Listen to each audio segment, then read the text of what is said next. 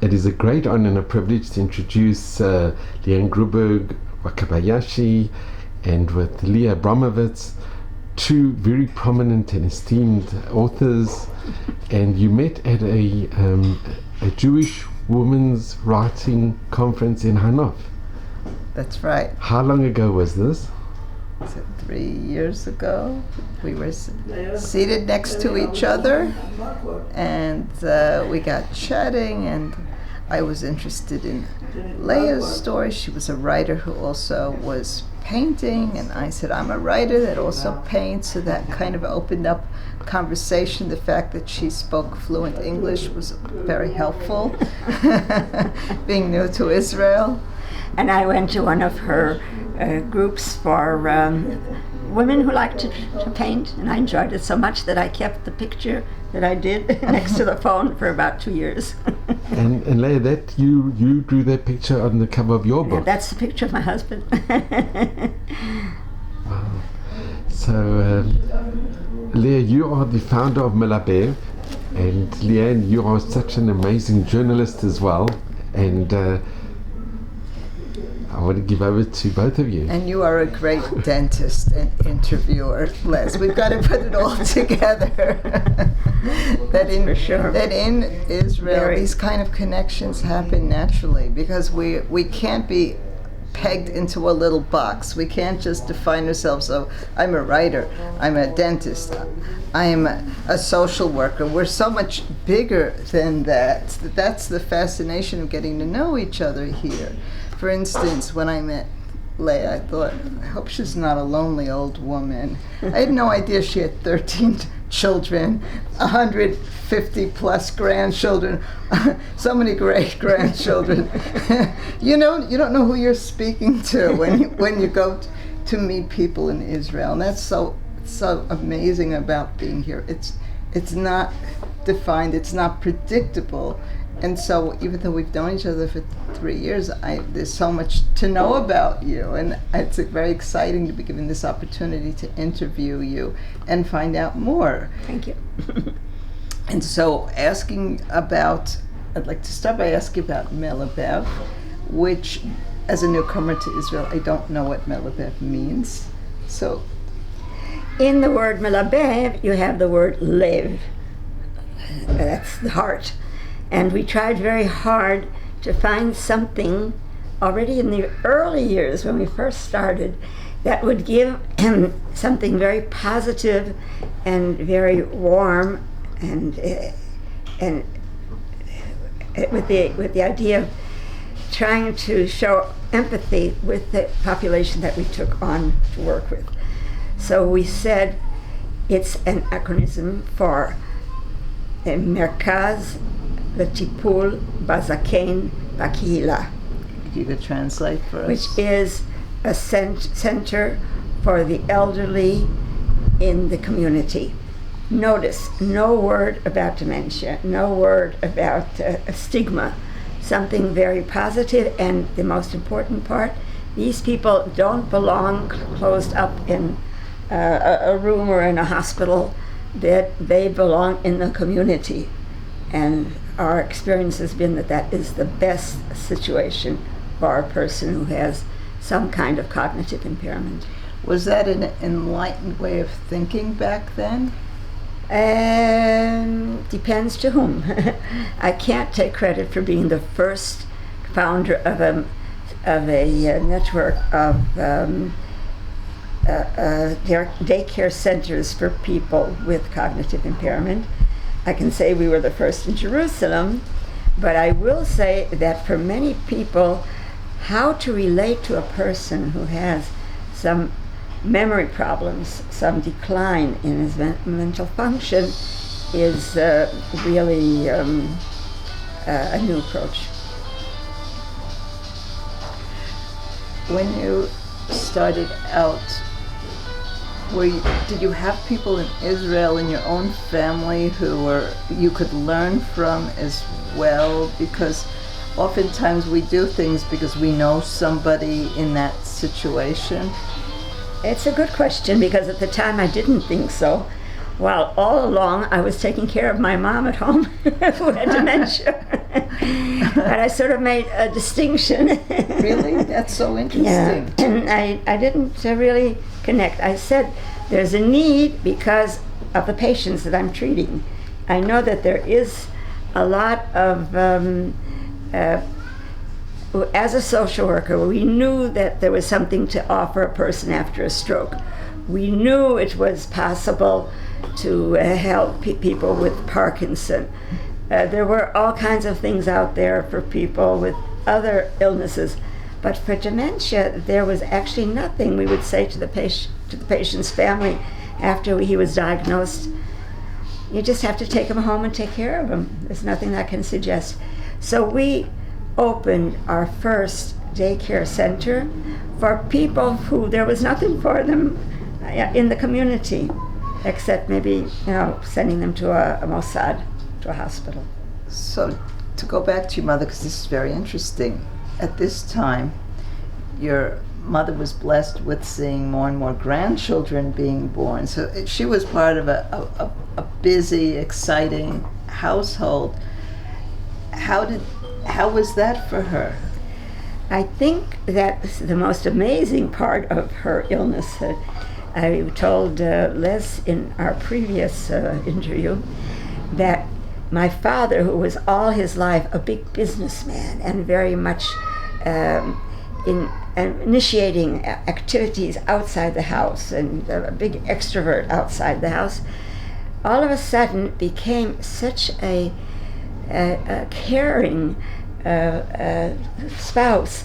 He used to sit with his wife, who was going downhill all the time, and sing songs from Germany and do exercises with her to keep her fit, because he was very fit, so he decided that she has to be fit long before we knew how important exercises are for people with dementia.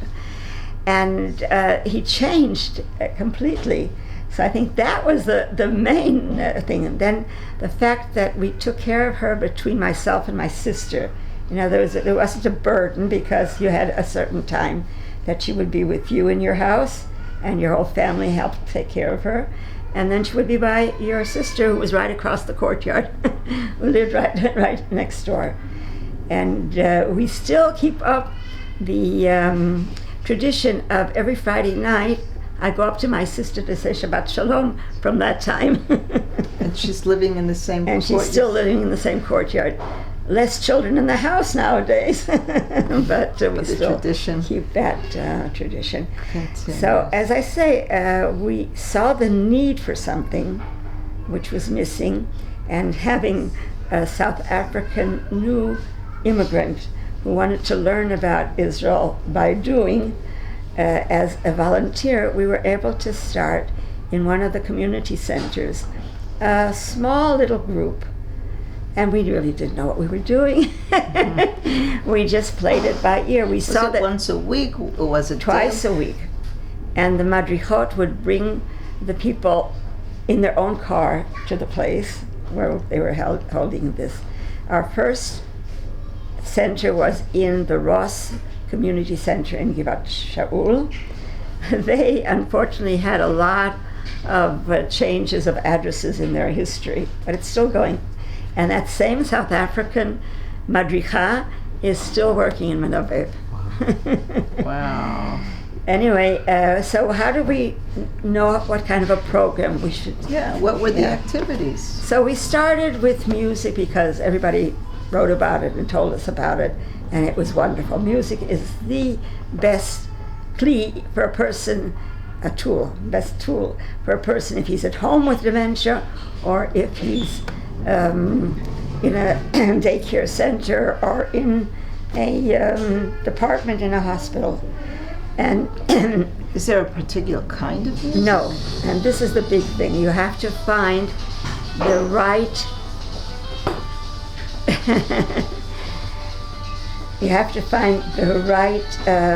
cultural situation. Now, if you have people from Morocco and people from Poland and people from America in the same group, you have a challenge. So what we did is we did a few Sephardi tunes and a few American old-timer tunes and a politically few... correct, is that right? It had to be... And it worked. Because what you're saying is it has to be familiar. Exactly. You have to reach back into Years the past. later, when I was no longer actually involved in Melabev, I'm still involved, but I wasn't really active, they did a study based on something that has been developed in the United States, where they took people who were very, very deteriorated, people who were sitting like this, and who barely lifted their eyes to look at anybody. And they asked the families what are their favorite tunes. And they put earphones on them and played those tunes. Invariably, the man either lifted their head, smiled, or sometimes started singing along with the records. That's so... It's an amazing thing. We caught it on film.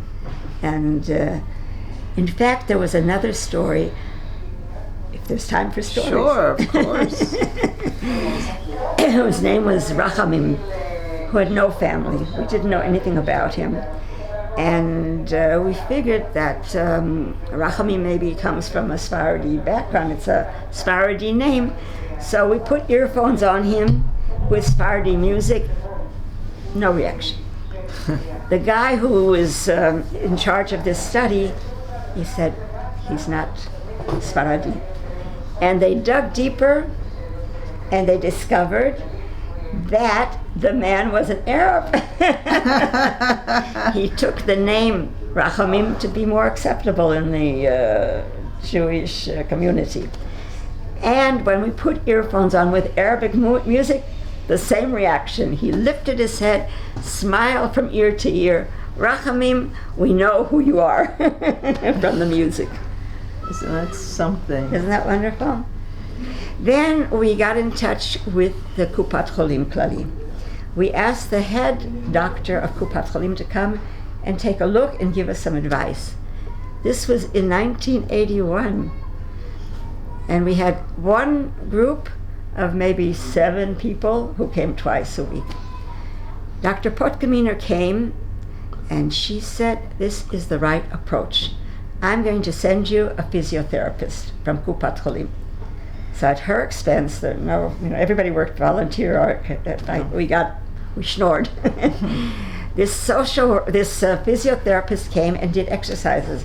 It was wonderful. Every time there was a meeting of the group, she came. Eventually, she wrote an article, and then she wrote a book about doing exercises with people who are... Tell us some of the exercises, because I'm not that familiar with physiotherapy. So she had them move all their limbs, get up, those that were able to get up, move around in an organized fashion, and do things that today you can get it on television. How to exercise older people. You have to be careful because they have all kinds of illnesses and so on. And that was the advantage, that we didn't just take anybody who was an exercise teacher. We took a trained physiotherapist who was able afterwards to write down her findings in a book. That's fascinating. Yeah. And eventually we did other things. So we also we had art therapy, garden therapy, animal therapy, but always on a high level, not just any Tom Joe who came along and said, I like gardening, maybe I can do some garden therapy. It had to be somebody who was trained, who knew what therapy was about, who knew what older people were about, who knew what dementia was about. That was one of the highlights of Melabev all through the years, that we had very motivated workers, but also very professional workers. The people who came to work with us, especially in the entrepreneur period, we worked at all hours. You could call us at night, you could call us on Motzei Shabbat and so on. And in the beginning, Jackie would organize volunteer drivers who came and did what they could to make life more interesting. And and nicer. It was nicer to have a volunteer driver take you to the Moadon, to the Merkaz Yom, rather than an Arab driver for a company. How did it grow? I think it grew because, one, there was a tremendous need. Two, we were able to raise funds. We eventually got support by the Memshalah.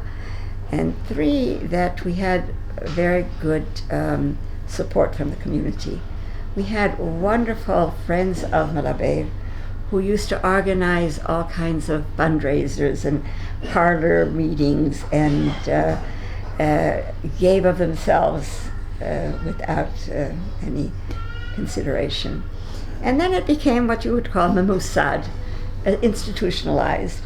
And then, of course, it was a lot of reporting to the government and meeting certain criteria, which was a pain in the neck. You know, you'd have to have so many centimeters of floor space for so many people, and you had to have a program which was this, that, or the other. You had to have a building which had not only rooms for activities, but X bathrooms, X showers. You had to give showers. You had to have a room for pedicure and yeah. How many centers now are there around well, Israel? actually, it changed a bit. When I left, we had 8 centers, but then we bought a building of our own where we centralized 4 or 5 of the centers. So now there's one in Beit Shemesh, one for English speakers, one in Pisgah Ze'ev, and we have had in the past one for Arabs, which didn't really go. We're going to try again our second attempt at having one for French speakers, and we find that elderly people must have a program in their language. We can't expect people who've been speaking Arabic all their lives or Russian all their lives to change at the age that they get to when they have this problem. But we have now 3 Russian groups. They're still going strong. Why do you think the Arab group didn't take off? Because their tradition is that you don't send the parents out of the house, which really was sending them to a institution. But they interpreted it, or the community pressured them to interpret it, that you should take care of your elders in the home. It's your responsibility. It's your privilege, and you shouldn't send him out. Even so, I think the time will come when there will be an Arab group. Things are changing in the Arab community as well. Don't you think that things are? Just to scroll back, just remind us how many days a week people go to Melabev. Now we have changed quite a lot. They go from 8 o'clock in the morning, and they're picked up, and they come to the Moadon. They have breakfast there. If they need to have a shower, they can have a shower there. Then they have the program. They get a snack midday. They go on with the program. They have different levels of groups so that the people in the early stages are not together with the more advanced stages. And all that is possible because we now have several groups in the same place. And then before they're taken home, they have lunch. This is daily they're going? They go daily, and now we've started, since Corona, an afternoon program. There are people who I know who can't get up in the morning to be in the Melabev program early, so they can come at 12 o'clock, so they meet for lunch. And then those go home, and those stay on. Now, we started something from the beginning, which I also wrote an article about, that we start the day, first of all, introducing everybody again to remind them the names and just to get them to feel I'm important. You want to know who I am. Yeah. And we also start the day with prayers, not the full shacharit prayer, but, key things. And somebody asked, well, you're trying to missionize these people, No. The idea of prayer is that it's something which is, first of all, adult. It's mechubad. It's spiritual. it's something that most people have had experience with and they know. Even those who are not religious, who are not necessarily observing, they don't pray in the last 40 years of their lives, but they remember if they went to Cheder when they were young, or they had it from their grandparents. So it's something familiar. And when they meet something familiar, they feel so good about themselves. This is something I can do. Unfortunately, there are too many things that they can no longer do. They can no longer answer the phone, they can no longer pay bills, they can no longer do so many things in the house that they once did. But prayer, they know more or less.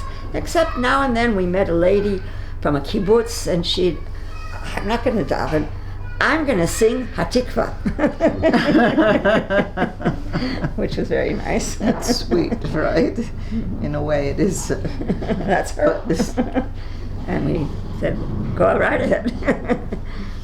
So if I can tell us, continue. And we were talking about people who, when they retire, often come to the memory clinic because they feel that they're losing some of their memory, which could be, it's also because they're frightened that something's happening, they got time now to think about it. But more than that, they don't have stimulus. They don't have a purpose to get up in the morning. And a doctor that I frequently ask to give talks, who's very, very sold on this idea, says, you must give older people a schedule and a reason to get up in the morning and keep them busy. When you send people to be retired, that is a call, an invitation for dementia to come in. That's very interesting. Not everybody. I can show you people who don't do anything and are clear-minded, but it's much rarer. In Japan, which has this population, the aging population is now more than the younger people. I think something like 60%. It's called the inverted pyramid. Right? You can't believe how active the old population is. That's when they start their hobbies, and That's when they're 65, 70? 60 and beyond. They do their morning radio taiso. They're out on the streets. That's right. Go to the 85-year-olds. Doing their exercises and the 85 and 90-year-olds. The big problem starts then. A third of the 85 plus are going to get dementia, or have it now, or a type of dementia. Sometimes they can function all right because it's very mild, but well, is it genetic? Is it dietary? Is it lifestyle? Both. It's all of those things. All of those. And is there a way to prevent it? Would you like to get the Nobel Prize? Well, you've had experience, and you every few years somebody comes up with a new medicine. Now I heard they just accepted by the FDA medicine from China, which other people have said it doesn't work. They're so desperate for something. Even those medicines that our doctors now prescribe for people in the early stages, which will help you not overcome what's been lost, but will slow down the decline, works in 30% of the population. 60% take it and have no effect. And they would really, really like to find the golden grail here. Dr. Kaufman, who I mentioned before, is sold on the fact that he has the solution. Keep people busy. That's the thing to do. And we've noticed that in Melabev, going back to the original subject, people who come to the program are stimulated, meet other people, have to use their social graces, things they don't do at home, have to get dressed, have to comb their hair, have to be ready, have a schedule, and especially are kept moving. So they're in a better situation than they were at home before they came to us. Do you show movies? Or occasionally. That's not the main thing. We do a lot of celebrations. We find reasons under the ground for celebrating. Birthdays, anniversaries, new great-grandchildren and make, a party out of everything. And what about photographs? Yes. In fact, we have a type of therapy called phototherapy. Which means you bring in the photographs? We show them photographs. We talk about the photographs. We have them photograph sometimes if they can. It's a whole new type of activity. We're always looking for new activities. What about laughter therapy? Yes. Or the laughter? There's people laughter who built believe into it? Who believe very, very strongly in laughter therapy. I don't, but some people do, and it's for sure that it's better than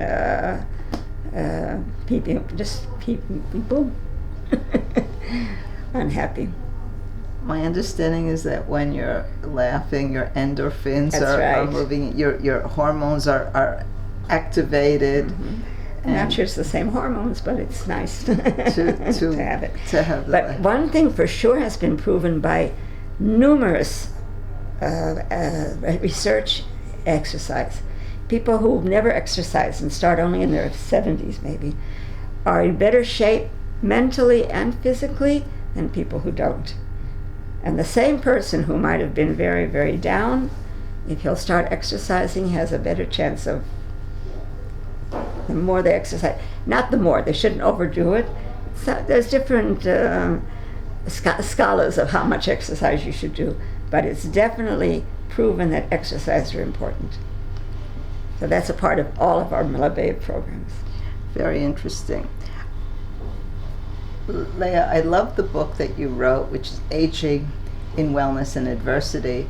And one of the things that really struck me in reading it was that caregivers, family members, shouldn't be too hard on themselves and try to be superhuman and take on more than they can handle. This was and I was surprised by that. I thought that your message would be devoted as much as you can. Be devoted. This is your mother. This is your father. They deserve to go out of this life with you doing, being their ultimate caregiver, and you've got a very different message there.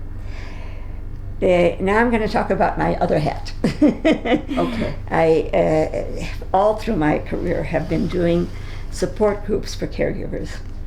And I find that it is so important because, except for the very small minority of family members who either neglect or ignore their elderly parents or spouses or even brothers and sisters who need their help, all the others are prone to be over devoted, and to the detriment not only of themselves but to the detriment of the patient.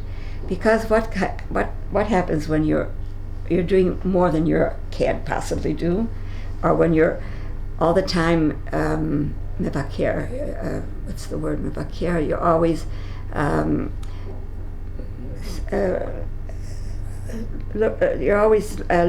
saying, I'm not doing enough, I'm guilty of being too not involved enough. What happens then? You become burnt out more. You become less capable. You become more depressed. And when you're in that situation, it somehow will develop into the worst kind of caregiving that you can give. What happens, for instance, in the 1990s, a big subject that was being discussed all around was I don't know the word in alimut neged kshishim, being hitting or embarrassing or talking not nicely to old people. Abuse, got the word. Abuse against the elderly. And you find sometimes this abuse was in the homes where the people were the most caring, the most involved, the ones who gave up their own lives completely to take care, as you just mentioned, what you would expect, to their loved ones. And it comes from doing more than you are capable of doing and not being aware of your own limitations. And these are the things that come up in our support groups all the time. Right now I'm leading 3 support groups, 2 for English speakers and 1 for Israeli speakers in Yad Sarah.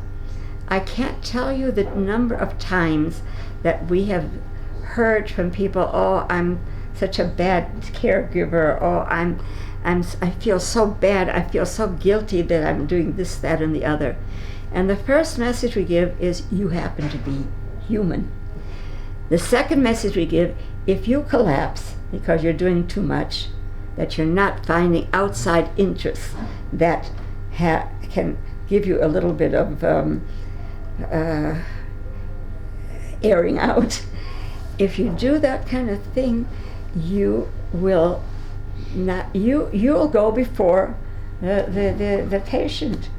What will happen then? If you're sick, if you're hospitalized, if you die before he does, you have to take care of yourself physically, socially, and mentally in order to be able to be there for him or for her. You spoke also in the book about abusive older people who... Unfortunately, one of the aspects of the ill, I wouldn't even call it only those who are demented, that they become very enochi, very egotistic. They see themselves only. And sometimes the caregiver or sometimes somebody from outside has to make boundaries. This is unacceptable. I will not be in the room if you continue to yell at me. I will not come to visit you if you're not nice to me. Sometimes it works and sometimes it doesn't. Why doesn't it work? Because I forget what you said. But on the other hand, we have found this forgetfulness is also very helpful for our caregivers and for our staff, because sometimes people with dementia get confused or get fixated on some subject. I have to go home now. My children are waiting for me. I have to go home now. I have to go home now. I have to go home now. You can go crazy from that, right? You're home. So what do? You take them to the window. Look what a beautiful tree we have outside. There's there's tomatoes growing in the garden. Those birds. Would you like to go out and see the birds? Because one of the aspects that help us is they have very short memory. And they forget what they were worrying about. Easily distracted. They're easily distracted, that's the word. They're easily distracted. We use it all the time. Sometimes, if somebody's talking about their mother, they have to go home and take care of their mother or something, the madrichot in the Moadon will understand, oh, you loved your mother very much. Tell me about your mother. So the real reason that they're saying, I have to go home to my mother, is because their mother is embedded in their memory and they love to talk about it. How do you help people distinguish between an old person with dementia and treating them like a baby? Is that also an issue? That's a very important aspect when we have, for instance, new staff, or we have girls from national service who come to volunteer, or we have people who are not already well trained.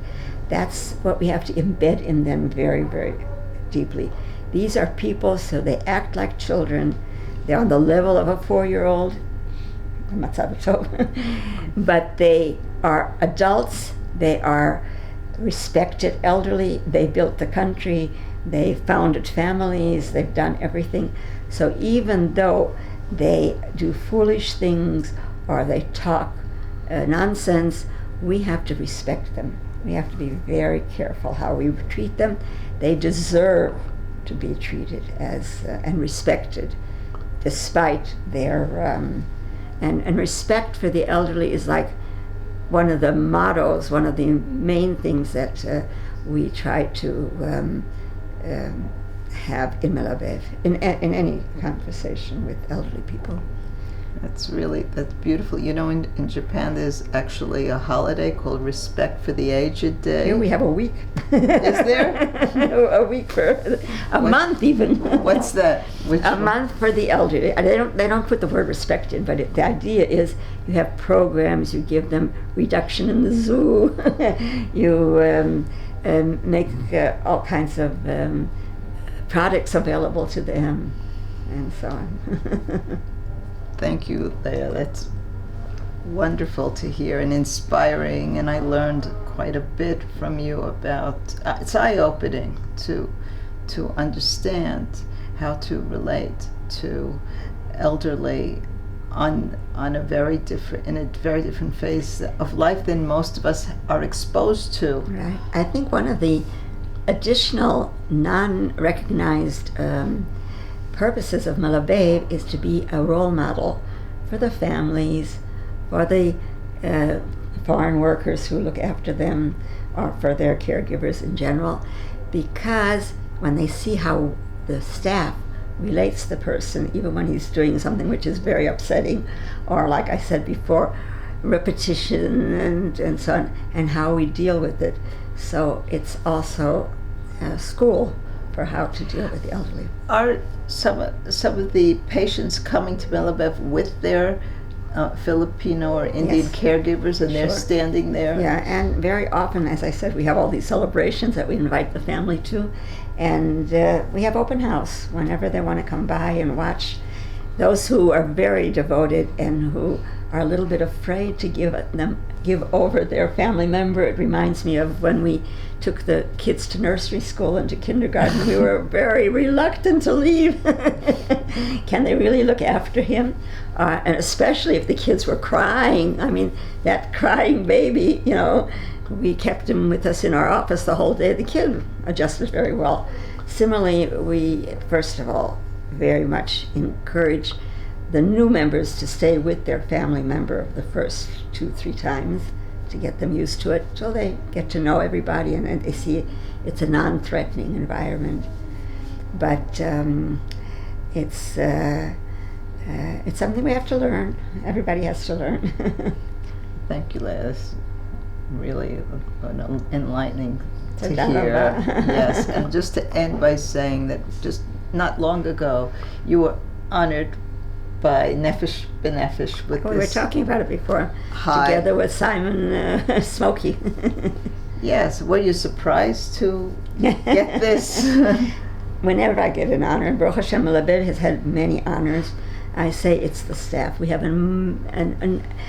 anybody who stays working with us, like Jackie for 40 years, it takes a very special person. Those who don't really fit in, they sort of either get released or they release themselves. Yeah. You need to have a personality. But I will say that Melabev this year is celebrating its 40th anniversary. Very nice. Mazel tov. And I think that's a very wonderful occasion to remind ourselves what our principles were and something about our achievements. Yes. Thank you. I want to thank you both. Really, it's been enlightening. It's been incredible. And thank you so very much. It was a pleasure to meet you. And now I want to ask you something